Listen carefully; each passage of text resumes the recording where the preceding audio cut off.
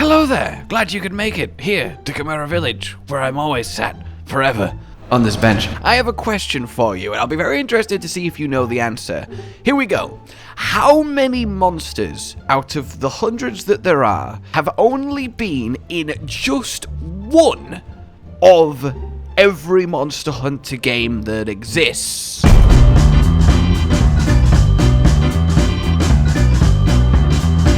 Wrong! Unless you happen to be right, in which case, really well done, but I guess I'm probably assuming that you're wrong. Anyway, the answer is 5. Yes, just 5. And does that surprise me as much as it does you? I am, of course, eliminating variations, subspecies, deviants, that kind of stuff. It's just a version of a monster. We're talking base monsters here. And I'm technically eliminating World and Iceborne because it's the last game other than the one that we're on, so it feels a bit unfair to be like, God, I can't believe we've only seen some of those in one game, because I mean, like, of course we have. But still, over the course of Monster Hunter history, there are 5 monsters that essentially have been done dirty. So today, I want to talk the 5 monsters that both need to be, and nay, deserve to be in Sunbreak, because they have been forgotten too long. They have been left behind. They have been sent to the sweet oblivion of nothingness, and I will pull them back. Also, shout out to Gammoth, who has been in multiple games, but really should also be in Sunbreak, along with Glavenus, to complete the Fated 4. Alright. So, number 5 then is Miralis. Let's start strong with a black dragon. This monster was only ever in the game that it was introduced in, and that was it. Now, granted, obviously, is a monster that used underwater combat. That's also because underwater combat didn't really stick around for very long, but still, Miralis is not a monster that really can't get away with being on land, right? It doesn't need to be swimming around. I mean, it doesn't really swim. It just sits on the floor of the sea, spitting fireballs at you. And look, it's a black dragon.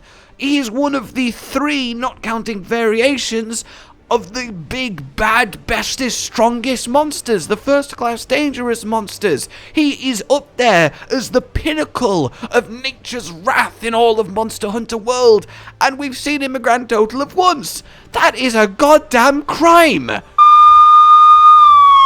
And hey, you could totally replace swimming around his lower half with wire bugging around him in something like Sunbreak. I, of course, at this point should note that despite I think these monsters deserve another go, and obviously as the next Monster Hunter game, Sunbreak is the place to give them that go, I don't necessarily think they're likely, but they definitely are worthy. After that, then, we have ourselves I'm Alcar, and you won't get far. Well, we're not the only ones that won't get far at Alcar, because you didn't manage to make it out of GU. Now, again, that was the last game of the 4th gen, and obviously we only have World and Iceborne. I'm not going to immediately throw the end boss of the previous finisher of the 4th gen in the first few games of the 5th gen. Okay, sure, but technically she qualifies by the parameters here. And look, Alcar especially is a monster that deserves to be in a Sunbreak, in a Rise, in a Wirebug world, because she literally creates a mech and then Wyvern rides it. She is the Wirebug monster. She's all about the string and using it to great effect. It's just a match made in heaven. And look, we don't get end bosses back very often. We just don't. It's kind of a thing, and it's sad, but it's sort of accepted. But the thing is, Alcar is incredible. It's not even an Elder Dragon, it's a Neopteran, an insect. It's so unique, but I think it's too unique.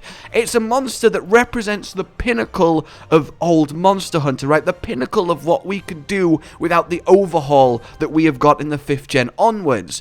And while thematically she would be perfect for Wirebug combat, it seems to me that Alcar is the kind of monster that we might never get again.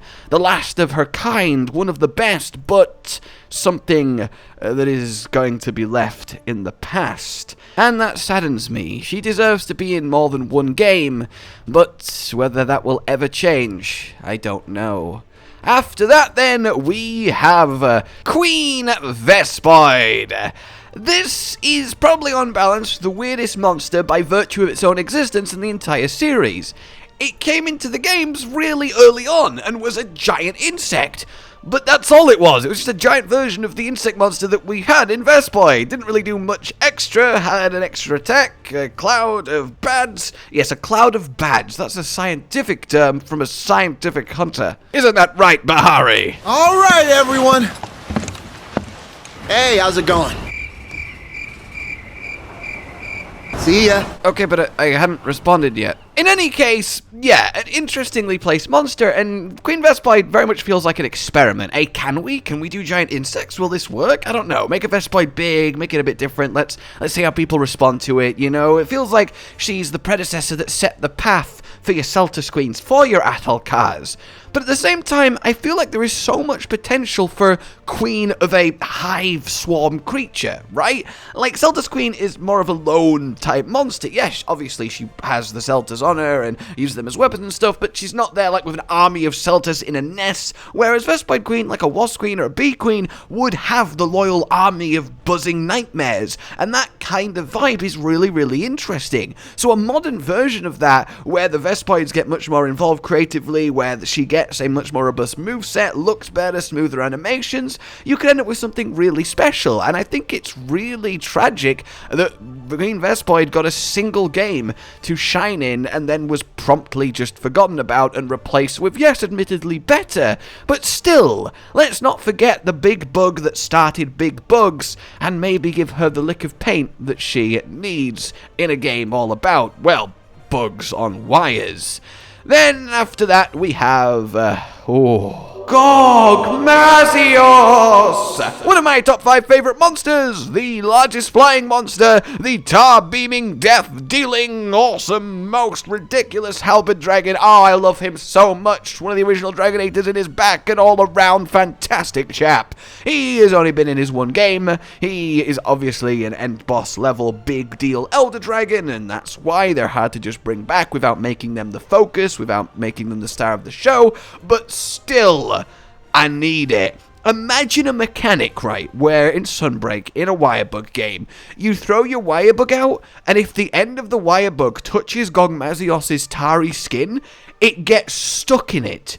So that you then get pulled towards the wirebug, sure, but then you slap against the tarry excretion of Gogmazios' existence, and then you, the hunter, are physically stuck against him like fly on glue paper for a little bit. I think that would be so funny. Something that makes you have to precisely wirebug. You can't just generically throw it at the monster, otherwise you get literally trapped. There's just a lot of things you can do with his tar in a more modern game with modern mechanics, and to say he only got one go yet left such an incredible lasting impression says a lot about how amazing a monster Gogmazios is, and about how much we need him back. Now, next up, technically, is Hypnocatrice, the monster we only got the one time in, of course, Freedom Unite. However, technically a frontier monster, right? So it's not been allowed to be in future Monster Hunter games, and with Frontier sadly gone, obviously that might change, but it is just a quirky sleek bird wyvern, and trust me, I wouldn't be against it, but this feels kinda like a cheap option, especially as, yeah, it's in Frontier, so if you expand the criteria to not in any of the Monster Hunter games, then Hypnocatrice is technically eliminated.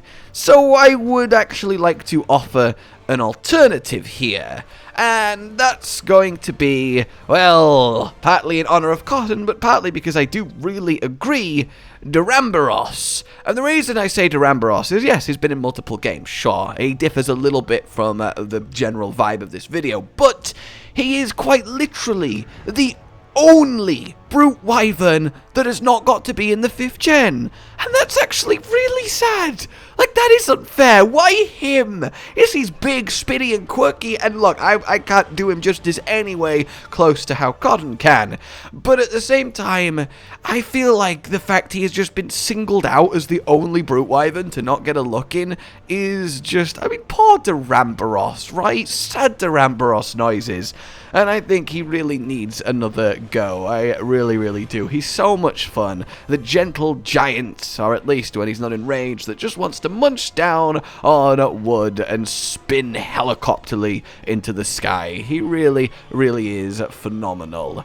So, that's kind of it then. The 5 monsters that have only ever been in one Monster Hunter game, even if you look at every Monster Hunter game. Miralis, Alcar, Gogmazios, Queen Vespoid, and Hypnocatrice on a technicality. What do you think of these guys? Which one would you most like? Is there perhaps one that I have missed that would make this a list of 6? Now, I do want to give a massive shout out to Nevermore, a lovely viewer who very much, well, kind of inspired this concept because he's insane and randomly likes to come up with weird and wonderful facts about Monster Hunter, and he's made an entire spreadsheet dedicated to tracking what monsters have been in what games. I'll link it down below. You can have a little look. It's amazing, and I don't know why anyone would do this, but I am so happy that you have done this, and I think it's really, really cool. So, yeah, that's awesome there. In any case, we have new Sunbreak information to find out very soon in a couple of days. Oh, yes, indeed, the next digital event. Which of these is going to show up? Probably none of them, but hey, we can but hope, can't we? In any case, for now, like you've enjoyed this, subscribe for more, and until we meet again, a goodbye. Also, consider supporting the feature of the channel on Patreon down below. Josh, Cotton, and Hollow with the videos, dropping the humor like a hammer on your tippy toes, bringing entertainment on a daily arrangement to take our insanity and turn it into entertainment. Yes, I said entertainment twice, to reiterate that it is nice to look into your faces on a mostly daily basis when you let us in your homes to make the whole world a stage. Goodbye.